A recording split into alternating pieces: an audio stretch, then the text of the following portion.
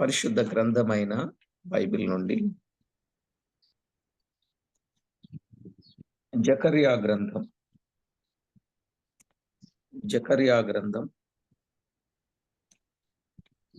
4వ అధ్యాయం. మ్యూట్ పెట్టుకోండి అందరూ. జకర్యా గ్రంథం 4వ అధ్యాయం.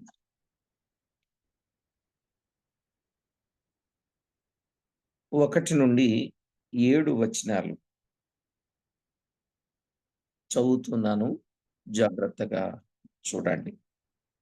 నాతో మాట్లాడుచున్న దూత తిరిగి వచ్చి నిద్రపోయిన యొక్కని లేపినట్టు నన్ను లేపి, నీకు ఏమి కనబడుచున్నదని అడుగగా, నేను సువర్ణమయమైన దీపస్తంభమును, దాని మీద ఒక ప్రమిదయును, దీపస్తంభమునకు 7 దీపములను, దీపమునకు 7 గొట్టములను కనబడుచున్నవి.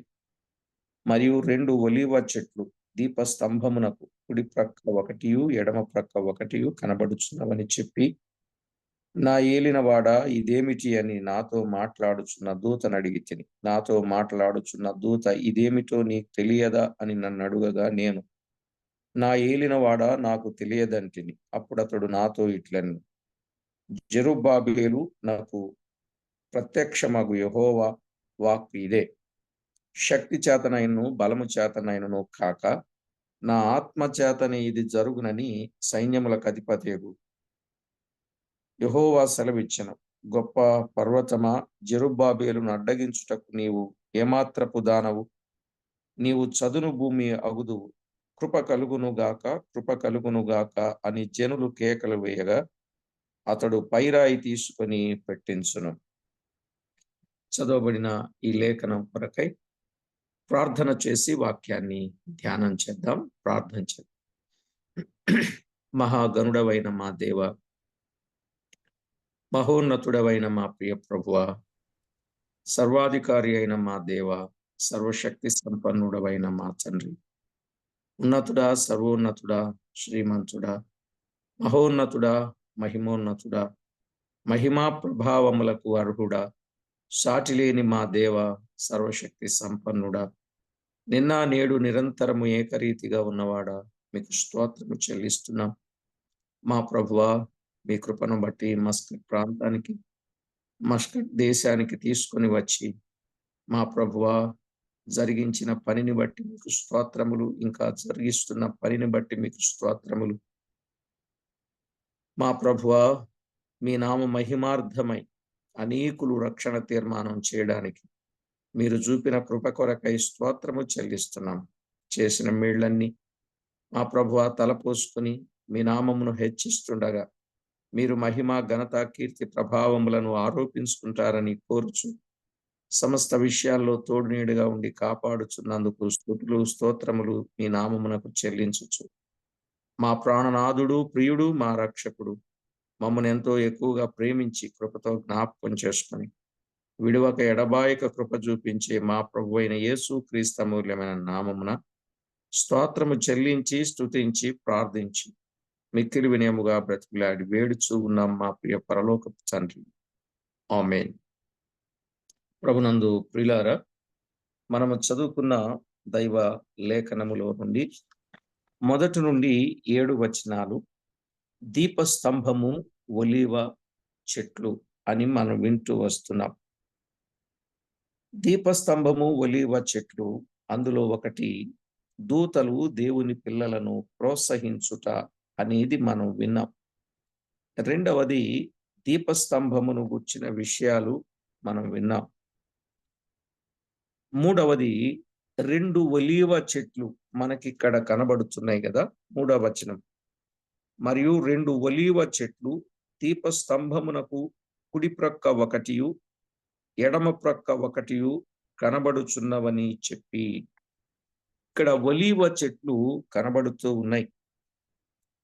ఈ 2 ఒలీవ చెట్ల యొక్క భావం ఏమిటో జకర్యా అడుగుచూ ఉన్నట్లు చూస్తాం. జకర్యా ఈ ఒలీవ చెట్లను గూర్చిన భావం ఏమిటి అని అడిగినప్పుడు, ఆ దూత ఒలీవ చెట్లను గూర్చి వివరిస్తూ ఉన్నాడు. 11 నుండి 14 వచనాలలో ఆ 2 ఒలీవ చెట్లు, ఆ చెట్లకున్న 2 కొమ్ములు, ఆ కొమ్ములతో నుండి తైలము కృమ్మరించబడినట్లుగా ఆ తైలము 2 కొమ్ములలో గుండా ఆ 7 దీపములలో కుమ్మరింపబడుట చూపించుచూ ఉన్నాడు. ఒకసారి వీలైతే ఆ వచనం చదువుకుందాం చూడండి. 11 నుండి దీపస్తంభమునకు ఇరుప్రక్కల నుండు ఈ 2 ఒలీవ చెట్లు ఏమిటివనియు 2 బంగారపు కొమ్ములలో నుండి సువర్ణ తైలమును కుమ్మరించు ఒలీవ చెట్లకున్న 2 కొమ్మలను ఏమిటివనియు నేనతనిని అడుగగా అతడు నాతో ఇవేమిటివని నీకు తెలియదా అనెను. నా ఏలినవాడా నాకు తెలియదని నేననగా అతడు వీరిద్దరూ సర్వలోకనాథుడగు యెహోవా యొద్ద నిలువబడుచు తైలము పోయువారయున్నారు అనెను. తైలము పోయువారు అనగా ఫుట్‌నోట్‌లో ఏమనుందంటే అభిషేకము పొందినవారు అని వ్రాయబడింది. కాబట్టి తైలము అది ఒలీవ తైలము. ఒలీవ చెట్లకున్న 2 కొమ్ములు 2 కొమ్మలు. కొమ్ములలో నుండి సువర్ణ తైలమును కుమ్మరించు ఒలీవ చెట్లకున్న 2 కొమ్మలు ఏమిటి అని ఆయన అడిగినప్పుడు చెప్పాడు. ఇక్కడ తైలము పోయుట అభిషేకమును చూపుచూ ఉన్నది. తైలము పోయుట అభిషేకమును చూపుచూ ఉన్నట్లు చూస్తున్నాం. అయితే నిర్గమాకాండం 29వ అధ్యాయం 7వ వచనం. నిర్గమాకాండం 29వ అధ్యాయం 7వ వచనంలో అక్కడ వ్రాయబడిన మాట యాజకులను అభిషేకించుట. ఈ తైలముతో యాజకులను అభిషేకించుటను గూర్చిన విషయాన్ని మనము చూస్తాం. రెండవదిగా సమూయేలు మొదటి గ్రంథం 16వ అధ్యాయం 12, 13 వచనాలు. సమూయేలు మొదటి గ్రంథం 16వ అధ్యాయం 12, 13 వచనాలు. ఇక్కడ రాజులను అభిషేకించుట చూచుచూ ఉన్నాము. రాజులను అభిషేకించుట. రాజులను అభిషేకించుట చూచుచూ ఉన్నాము.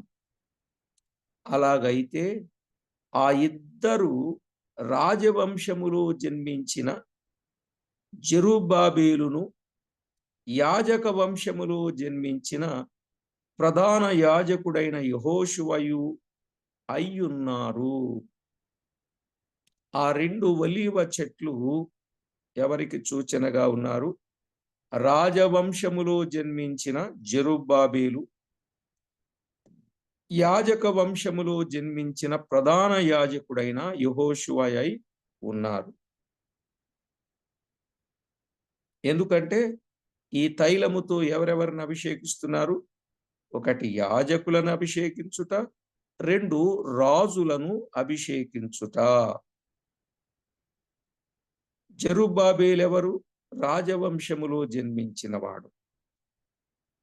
ప్రధాన యాజకుడైన యెహోషువ ఎవరు? యాజక వంశములో జన్మించినవాడు. ఆ 2 ఒలీవ చెట్లు, ఆ చెట్లకున్న కొమ్ములు,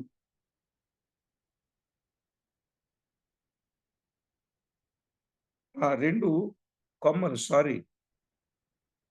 12వ వచనం. 2 బంగారపు కొమ్ములలో నుండి సువర్ణ తైలమును కుమ్మరించు ఒలీవ చెట్లకున్న 2 కొమ్మలను అన్నాడు కదా. ఇక్కడ ఆ 2 ఒలీవ చెట్లు, ఆ చెట్లకున్న కొమ్మలు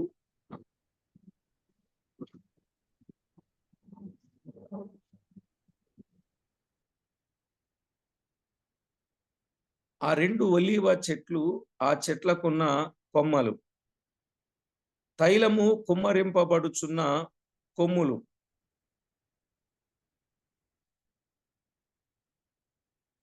జెరుబ్బాబెలును యెహోషువను సూచించేవిగా ఉన్నవి. వీటి భావం ఏమిటంటే దీపము వెలగవలయునంటే ఒలీవ నూనె అత్యవసరం. ఏ ఒలీవ నూనె? అచ్చ దంచి తీసిన ఒలీవ తైలం అన్నాడు. అచ్చ దంచి తీసిన ఒలీవ నూనె. లేవియాకాండం 24వ అధ్యాయం 2వ వచనం. లేవియాకాండం 24వ అధ్యాయం 2వ వచనం. తైలము లేకుండా దీపం వెలగదు. తైలము రావలియునంటే ఆ 2 ఒలీవ చెట్లు కొమ్మలు, కొమ్ములు అవసరమైనవి. ఆ 2 ఒలీవ చెట్లు కొమ్మలు, కొమ్ములు అవసరమైనవి. దీని భావం ఏమంటే, దీపము వెలుగుటకు ఒలీవ చెట్లు ఎంత అవసరమో, ఇప్పుడు 15 సంవత్సరాలుగా ఆగిపోయిన దేవుని మందిరము కట్టబడవలయునంటే జెరుబ్బాబెలు, యెహోషువయు బాధ్యత వహించి పని చేయుట అంత అవసరమని అక్కడ అర్థమవుతుంది. అర్థమైందండి? దీపము వెలగటానికి ఒలీవ చెట్ల తైలము ఎంత అవసరమో, ఇప్పుడు 15 సంవత్సరాలుగా ఆగిపోయిన దేవుని మందిరము కట్టబడవలనంటే జెరుబ్బాబెలు, యెహోషువలు బాధ్యత వహించి పని చేయుట అంత అవసరం. ఒలీవ చెట్లు లేని ఎడల దీపం వెలగదు. అలాగే వారిద్దరూ పని పూనుకొని దేవుని మందిరము పని ప్రారంభించి చేయకపోతే దేవుని మందిరపు పని పూర్తి కాదు అనే సత్యం ఇక్కడ మనము గమనిస్తున్నాం. వారిద్దరూ జతగానున్నట్లే ఇంతకు ముందు మనము చూచాం. వారిద్దరూ జతగా ఉన్నట్లే. ఇప్పుడు 3వ అధ్యాయములో యెహోషువను గూర్చి, 4వ అధ్యాయములో జెరుబ్బాబెలును గూర్చియు చదువుచూ ఉన్నాం. వీరిద్దరూ ఆ దినాలలో ఉన్న దేవుని ప్రజలకు నాయకులు గనుక వీరు పూనుకొని పని చేయవలెను. వీరు పూనుకొని పని చెయ్యాలి. వీరిద్దరు ఈ 2 ఒలీవ చెట్లు ఆ చెట్ల యొక్క పోలికలను గుర్తు చేస్తూ మ్యారేజ్ మెసేజ్‌లో ఆ 2 ఒలీవ చెట్లు చాలా అద్భుతంగా ఉంటాయి అని చాలా మంచి వర్తమానం అక్కడ చెప్పొచ్చు. ఎప్పుడు చెప్పిందే చెప్పకుండా 2 ఒలీవ చెట్లు, ఒక ఒలీవ చెట్టు భర్తకు, ఒక ఒలీవ చెట్టు భార్యకు సాదృశ్యంగా తీసుకొని కూడా చాలా చక్కని సత్యాన్ని చెప్పొచ్చు. అలాగునని మోషే చేతిలోకి వచ్చిన 2 పలకలు దేవుని చేతిలో ఉన్నాయి. ఆ 2 పలకలను గూర్చి కూడా మ్యారేజ్ మెసేజ్‌లో చాలా చక్కగా చెప్పొచ్చు. ఇంకా ఇలాగ ఎన్నో అద్భుతమైన ఆలోచనలున్నాయి. 2 స్తంభాలున్నాయి సొలొమోను మంటపములో నిలిపినవి. ఆ 2 స్తంభాలను గూర్చిన సంగతులు గూడా ఆ 2 స్తంభాలు ఎవరు అనేది కూడా చెప్పొచ్చు. ఇలాగున ఎన్నో సంగతులు మనము వినవచ్చు. అయితే ప్రియులారా, ఇక్కడ వీరిద్దరూ పని పూనుకొని చేయవలెను. అలాగే హగ్గయి, జకర్యా ప్రకటన వలన పురుకొల్పబడిన, ప్రేరేపింపబడిన ప్రజలు దేవుని మందిరము పని ప్రారంభించి ముగించినట్లుగా చూస్తాం. అవును గదండీ! హగ్గయి, జకర్యాల ప్రకటన వలన వారు పురుకొల్పబడి, ప్రేరేపింపబడి దేవుని మందిరము పని ప్రారంభించి ముగించిరి. ఎజ్రా గ్రంథం 5వ అధ్యాయం 1 నుండి 4 వచనాలు మీరు చదివితే మీకు అర్థమవుతుంది. ఎజ్రా గ్రంథం 5వ అధ్యాయం 1 నుండి 4 వచనాలు. అలాగునని 6వ అధ్యాయం 14 నుండి 16 వచనాలు. 6వ అధ్యాయం 14 నుండి 16 వచనాలు. అలాగే జకర్యా గ్రంథం 4వ అధ్యాయం 9వ వచనం. జకర్యా గ్రంథం 4వ అధ్యాయం 9వ వచనం. అలాగే హగ్గై అలాగే హగ్గై మొదటి అధ్యాయం 12 నుండి 15 వచనాలు. హగ్గై జకర్యా ప్రకటన వలన వారు పురుకొల్పబడి ప్రేరేపింపబడి దేవుని మందిరపు పని ప్రారంభించి ముగించిరి అని ఆ వచనాలలో మనము చూడొచ్చు. ఇందులో మనము నేర్చుకునే పాఠం లేకపోలే, ఎంతో ఉన్నతమైన పాఠం ఉంది. దేవుని సంఘములో దేవుని పని జరగవలనంటే దేవుని పిల్లలమైన మనము బాధ్యత కలిగి, అంటే పూచి వహించి ప్రభువు మనకు అప్పగించిన పని చెయ్యాలండి. ఏ పని అయితే ఆయన అప్పగించాడో ఆ పని చెయ్యాలి. దేవుని సేవని చెప్పడం, ఎక్కడెక్కడికో వెళ్ళడం, ఇది కరెక్టేనా? దేవుని పని అని చెప్పడం, ఏవో పనులలో నిమగ్నం కావడం. కనుక దేవుడు ఏ పనికైతే పిలిచాడో ఆ పనిలో దేవునికి నమ్మకత్వం కలిగిన వారంగా ఉండుట అనేది అది మనకెంతో ఆశీర్వాదం. ఆయన దాసులలో ప్రతివానికి వాని వాని పనిని అప్పగించినట్లు మార్క్స్ వార్త 13వ అధ్యాయం 34లో చూస్తాం. ఆయన దాసులలో ప్రతివానికి ఏం అప్పగించాడు? ఆయన పని అప్పగించాడు. ఎవరికి అప్పగింపబడిన పని వారు చేయాలి. జెరుబ్బాబేలు, యెహోషువ, శేషించిన ఇశ్రాయేలీయులు కలిసి అందరూ పని చేయుట వలన ఆ పని ముగించారు. అలాగే సంఘాల్లో ఉన్న సేవకులు, పెద్దలు, సభ్యులు కలిసి పని చేయుట వలన దేవుని పని చక్కగా సాగిపోతుందండి. కనుక సంఘాల్లో ఉన్న ఏమండి పెద్దలు, సేవకులు, సభ్యులు, పరిచారకులు అందరూ కలిసి పని పూనుకొని ఐక్యతతో చేయవలసిన వారై ఉన్నారు. యోహాను తన పని నెరవేర్చినట్లు అపోస్తల కార్యాలు 13వ అధ్యాయం 25లో చూస్తాం. అక్కడ యోహాన్ అంటే మార్క్ అనబడిన యోహాన్. అపోస్తల కార్యాలు 13:25లో తనకు అప్పగింపబడిన పరిచర్యను నెరవేర్చిన తరువాత అని ఉంటుంది. పౌలు ప్రభువు ఆయనకు అప్పగించిన పరిచర్య ఎలా చేశాడంటే తన ప్రాణము కంటే ఎక్కువగా ఎంచి తుదముట్టించినట్లు చూస్తున్నాం. తన ప్రాణము కంటే ఎక్కువగా ఎంచాడు. ఏది? దేవుని పని తన ప్రాణము కంటే ఎక్కువగా ఎంచి పని జరిగించినట్లుగా మనము చూస్తున్నాం. మరి నేటి దినాల్లో ప్రభు పిల్లలమైనటువంటి మనం కూడా ప్రభు మనకు అప్పగించిన పని పరిచర్య నమ్మకంగా చేస్తున్నామా లేదని రోజు రోజు పరిశీలన చేసుకోవాలా, పరీక్ష చేసుకోవాలా రోజు రోజు.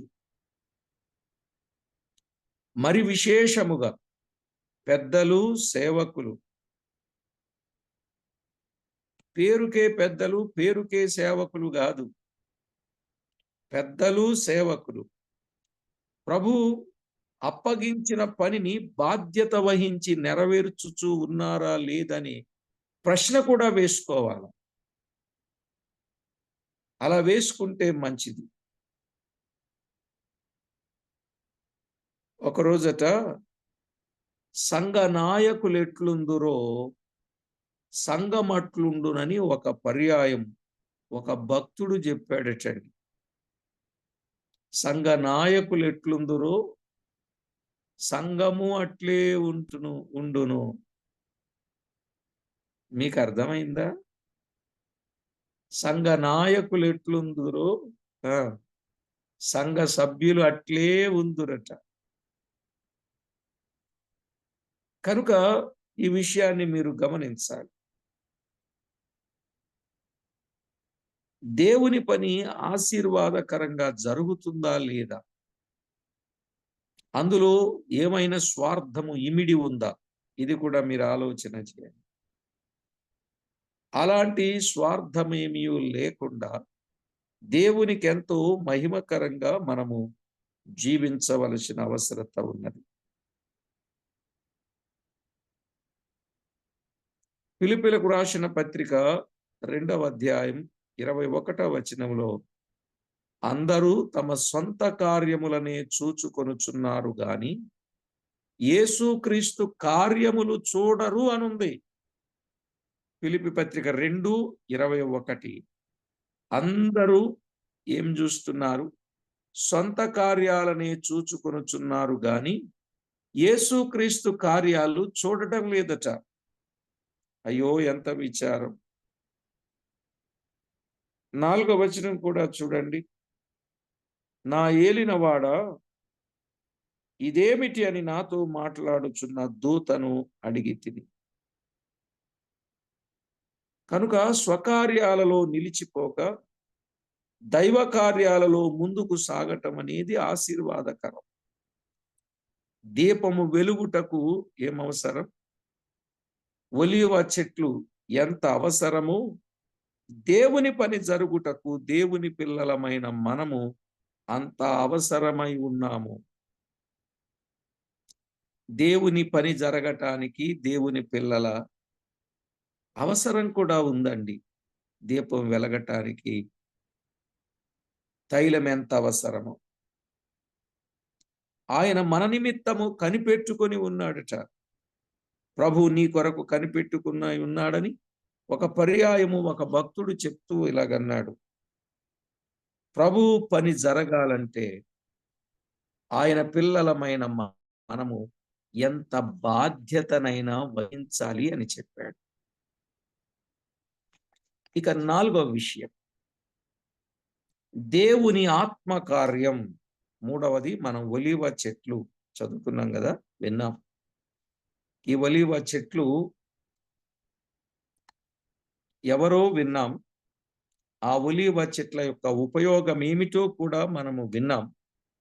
నేటి దినాలలో ఆయన పిల్లలమైన మనము కూడా దేవునికి ఎలాగూ ఉపయోగకరంగా ఉపకారంగా ఉండాలో మనం విన్నాం.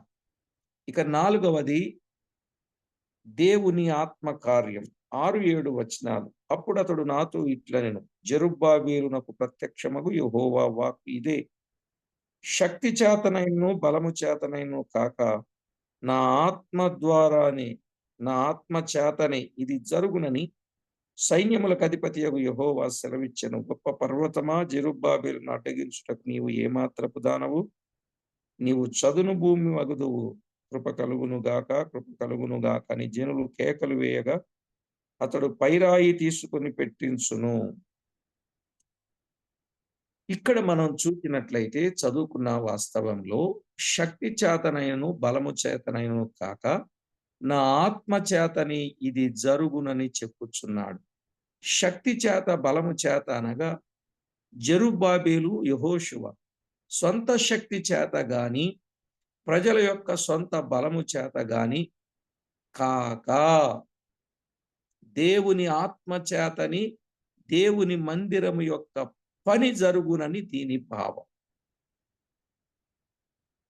ఈ సొంత శక్తి, ఈ సొంత బలం, ఇవాళ చాలా మంది అంతా సొంతమే. మందిరం కట్టమని చెప్పకపోయినా సొంతంగా ఆలోచన చేసేసి కట్టేయడం. సొంత బలము, సొంత శక్తి కదా.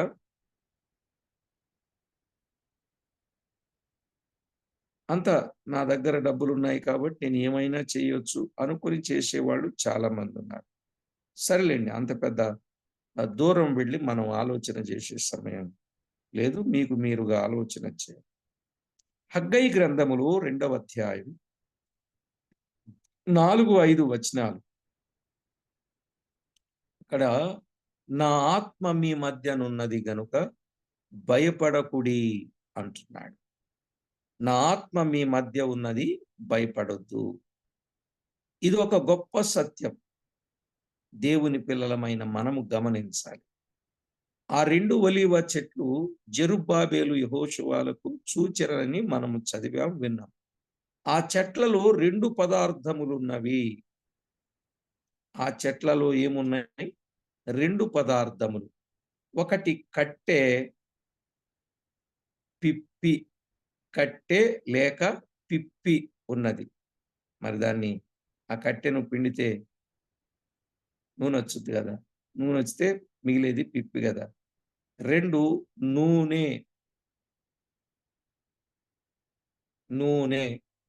ఇప్పుడు దీపము వెలగవలెనంటే కట్టెల వలన వెలుగుద్దా? నూనె వలన వెలుగుద్దా? నూనె. బాగా జెప్పారండి. కట్టెల వలన వెలగదు. కట్టెలో నుండొచ్చిందే నూనె. కానీ ఆ పిప్పులో నుంచి వచ్చిందే నూనె గాని, ఆ వాటి వలన దీపం వెలగదు. వాటి వలన దీపం వెలగదు గాని, అందులో నుండి వచ్చిన నూనె వలన దీపం వెలుగును. అలాగైతే చెట్లలోనున్న కట్టె నూనె వచ్చుటకు సాధనమే గాని, వట్టి కట్టె వలన ఏమి ప్రయోజనమున్నది? కట్టె వలన నూనె వచ్చింది. దానికే ప్రయోజనం. అయితే ఆ చెట్టు నూనె వచ్చుటకు సహాయమైన సాధనముగా ఉన్నది. అలాగే యెహోషువ, జెరుబ్బాబెలు ఒట్టె కట్టెలు మాత్రమే గాని నూనె వారిలో ఉన్న పరిశుద్ధాత్మ. చెట్లు వారిద్దరిని సూచించుచుండగా చెట్లలో ఇమిడి ఉన్న నూనె వారిలోనున్న పరిశుద్ధాత్మను చూపించుచూ ఉన్నది. అర్థమైందండి? అందుకే వారన్నారు, శక్తి చేతనైనను బలము చేతనైనను కాదు, దేవుని ఆత్మ చేతనే ఈ వారు చెప్పినట్లుగా మనము చూస్తున్నాం కదా! కాబట్టి ప్రభునందు ప్రియులారా, పరిశుద్ధ గ్రంథమైన బైబిల్ ఎంత సత్యమో మీరు జాగ్రత్తగా ఆలోచన చేయండి. మరొక విషయాన్ని ఇక్కడ మనము గమనించాలి. ఇందులో మనము నేర్చుకునే పాఠం, మనము ఎంత ప్రయాసపడి ప్రార్థన చేయుట ద్వారా ఇంత పని జరుగుతున్నదని మనం ఎప్పుడు కూడా గర్వించకూడదు. నేను ఎంత ప్రార్థన చేశాను, అందువల్ల ఇంత పని జరిగింది. నేను ఇంత ఇచ్చాను సేవ కొరకు, ఇంత పని జరిగింది అని మనం చెప్పకూడదు. ఎందుకంటే అది మన స్వశక్తి చేత జరిగేది కాదు కాబట్టి, అది దేవుని ఆత్మ కార్యము. అవును గదండీ! కానీ నేను ఇలా చేశాను, నేను అలా చేశాను, నేను ఇంత చేశాను, నేను అంత చేశానని చెప్పుకుంటారే. ఆ! తప్పు గదా! మన వల్ల ఏం జరుగుద్దండి? దేవుని వలన, దేవుని ఆత్మ వలన ఎంత గొప్ప సహాయమైనా జరుగుతుంది అనేది మనం మర్చిపోకూడదు. దినవృత్తాంతముల 2వ గ్రంథం 26వ అధ్యాయం 28వ వచనాన్ని మనము చదువుకుంటే, దినవృత్తాంతముల 2వ గ్రంథం 25వ అధ్యాయం 8వ వచనం. అలాగుననే సామెతల గ్రంథం 21:31. ఈ 2 వచనాలు మనము చదువుకున్నప్పుడు మనకర్థమయ్యే గొప్ప మాట.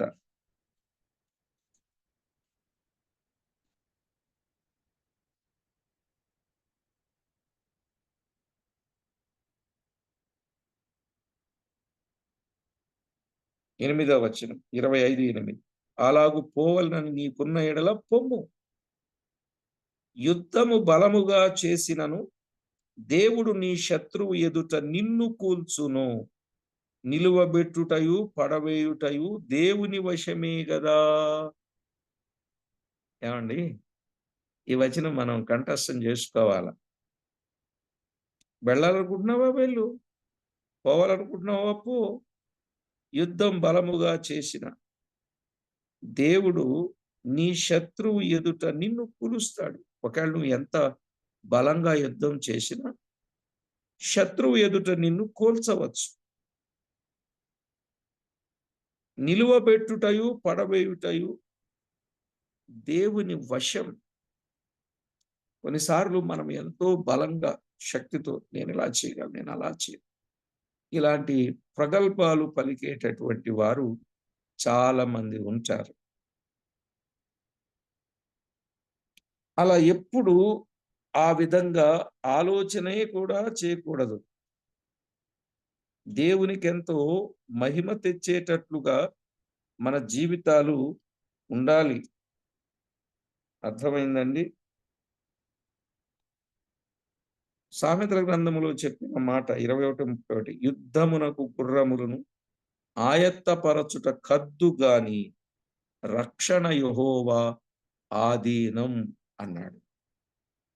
ఒకవేళ యుద్ధమునకు గుర్రాలు ఇవన్నీ సిద్ధపరచడం, ఒకవేళ నువ్వు ఎంత స్వశక్తి చేత నువ్వు పోరాడినా, ఏ విషయంలోనూ నీవు దేవుణ్ణి సంతోషపెట్టలేవు. కానీ ఎప్పుడైతే దేవునికి అప్పగించుకున్నారో, ఆయన సరెండర్‌లో ఉన్నారో, ఆయన యొక్క ప్రాకారపు ప్రాకారము లోపల ఉన్నారో, అలాంటి వారికి దేవుడేమిస్తాడు? జయమిస్తాడు, విజయమిస్తాడు. శక్తి చేత కాదు, బలము చేత కాదు, దేవుని ఆత్మ చేతనే జరిగే కార్యం. ఇక్కడ మనం ఈ 2 వచనాలలో ప్రజలెంతమంది ఉన్ననో, గుర్రములు ఎన్ని ఉన్నా, ప్రజలెంతమంది ఉన్నా, గుర్రాలెన్ని ఉన్నా, జయాపజయాలు దైవాధీనం. అంతేనా కాదా? ప్రజలెంతమందున్నా, గుర్రాలెన్ని ఉన్నా ఏవండీ? జయాపజయాలు అది ఎవరి ఆధీనం? దేవుని ఆధీనం. విజయమిచ్చేవాడు దేవుడే గనుక, మనము చేయుచున్న పనిలో ఫలితము కలిగించేవాడు పరిశుద్ధాత్మే. అర్థమైందండి? మనము చేయుచున్న పనిలో ఫలితము కలిగించువాడు పరిశుద్ధాత్ముడే. గనుక ఏ సేవకుడు కూడా నేనంత గొప్ప పని చేశానని గర్వించరాదు. గర్వము ప్రమాదకరమైనది. గర్వము ప్రమాదకరమైనది. దినవృత్తాంతముల 2వ గ్రంథం 26వ అధ్యాయం 16వ వచనం. దినవృత్తాంతముల 2వ గ్రంథం 26వ అధ్యాయం 16వ వచనం. ఇక్కడొక రాజు తన గర్వమును బట్టి ఏమయ్యాడు? రాజంటే రాజ్యం ఉంటుంది, రాజంటే కిరీటం ఉంటుంది, రాజంటే ఘనత ఉంటుంది, రాజంటే సైన్యం ఉంటుంది, రాజంటే రాజదండం ఉంటుంది, రాజు అంటే రాజుకు అంతఃపురం ఉంటుంది, రాజు అంటే రాజ్య పరిపాలన చేసే అధికారము ఉంటుంది. ఇన్ని కలిగినటువంటి వ్యక్తి, ఆ వ్యక్తి జీవితంలోనికి గర్వం వస్తే సర్వం ఏమవుద్దండి? సర్వం నాశనం అవుతుంది. అందుకే ఎప్పుడు కూడా గర్వం అనేది మన జీవితంలో రాకూడదు. అయితే ఇక్కడ దేవుని పనిని దేవుని ఆత్మ వలన జరిగిదని మనము తలంచాలి. దేవుని పని దేవుని ఆత్మ వలనని జరిగించాలి. చూడండి, శిష్యులు రాత్రంతా ప్రయాసపడ్డారు గాని ఒక చేప అయినను వారికి దొరికిందా? ఒక చేప అయినను దొరకలేదు. తెల్లవారిన తరువాత ప్రభువు చెప్పినట్లు చేయుట ద్వారా విస్తారమైన చేపలు పట్టగలిగిరి. ఆయన చెప్పినట్లు చేయటం మూలాన వారు విస్తారమైన చేపలు పట్టుకున్నారు. అలాగుననే ప్రభునందు ప్రియులారా, దేవుని వాక్యములో విస్తారమైన చేపలను అనుగ్రహించేదెవరు? ప్రభువే. అవునా? ఎప్పుడు ఆయన మాట చొప్పున వల వేస్తే. కనుక మన జీవితంలో విస్తారమైన చేపలు పట్టాలని ఆలోచన ఉండొచ్చు, తప్పు కాదు. గాని ఆయన చెప్పినట్లు చేస్తే మనము విస్తారమైన చేపలు పట్టడానికి అవకాశము ఉన్నది. పేతురు ఒక్క ప్రసంగము ద్వారా 3000 మందిని ప్రభువులోనికి నడిపించగలిగాడంటే అది దేవుని ఆత్మకార్యం. 3,000 మంది నడిపింపబడటం అనేది అది దేవుని ఆత్మకార్యం. ఆత్మకార్యం.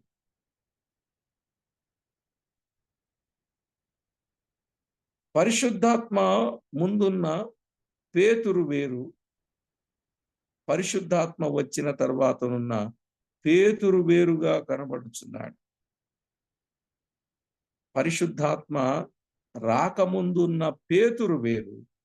పరిశుద్ధాత్మ దిగి వచ్చిన తర్వాత పేతురు వేరు. నిజమా? ఏంటి వేరు? పరిశుద్ధాత్మ దిగి రాకముందు చిన్న పిల్ల దగ్గర కూడా అబద్ధం ఆడాడు. ప్రభువుని నేను ఎరగను అని. కానీ పరిశుద్ధాత్మ దిగి వచ్చిన తర్వాత పేతురుకున్న ధైర్యమును చూసి వీరు విద్య లేని పామరులైనా కూడా ఏంటి ఇంత ధైర్యంగా ఉన్నారని ఆశ్చర్యపోయినట్లుగా మనము చూస్తాం. అందుకే ముందు తర్వాత పరిశుద్ధాత్మ దిగిరాక ముందు పేతురు వేరు, పరిశుద్ధాత్మ దిగి వచ్చిన తర్వాత పేతురు వేరు. ప్రియులారా, అలాగే ఏ భక్తుడైనా దేవుని ఆత్మశక్తి చేతనే గాని సొంత శక్తి చేత ఏమీ చేయలేడు. ఇది మనం గుర్తించాలి. అర్థమైందండి?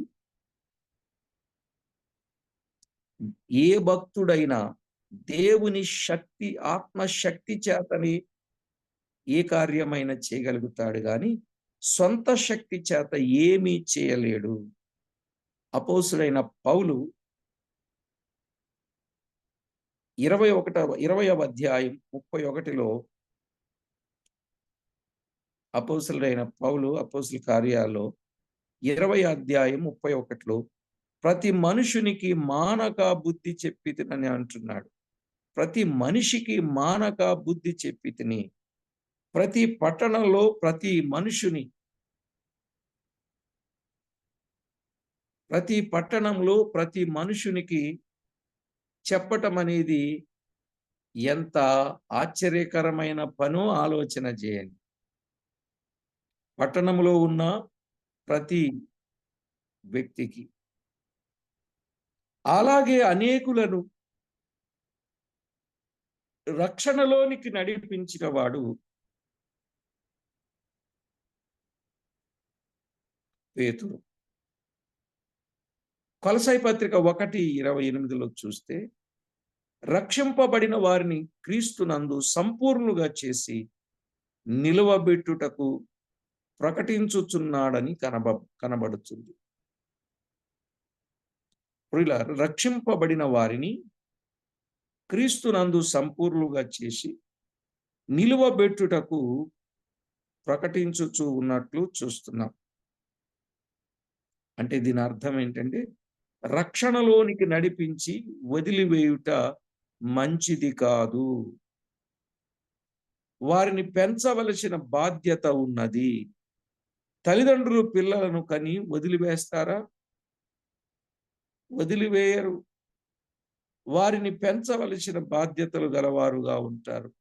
ఎంతవరకు? తల్లిదండ్రుల పిల్లలను కానీ బాధ్యత ఎంతవరకు? పెండ్లయ్యేంత వరకే. పెండ్లైన తర్వాత వారి కుటుంబాలను సమర్థించుకునే బాధ్యత వారు కలిగి ఉంటారు. కాబట్టి ఈ విషయాలు మీరు జాగ్రత్తగా ఆలోచన చేయండి. దేవుని పిల్లలమైనటువంటి మనము బాధ్యత లేని వారంగా ఉండకూడదు, బాధ్యత కలిగిన వారు. ఇప్పుడు ప్రార్థించమని దేవుని దాసునిగా నేను మిమ్మల్ని కోరాను అనుకోండి. మీరేం చెయ్యాలి? మీ సొంత పనులనైనా ప్రక్కన పెట్టి ఎక్కువ ప్రార్థనలో గడిపే అనుభవాలు కలిగిన వారుగా ఉండుట అది ఎంతో మంచి. కాబట్టి ప్రియులారా, దైవ గ్రంథములో వ్రాయబడినట్లుగా రక్షించబడిన వారిని ఒక అంతస్తుకు తీసుకురావాలి. ఇది పౌలు యొక్క ఆశ.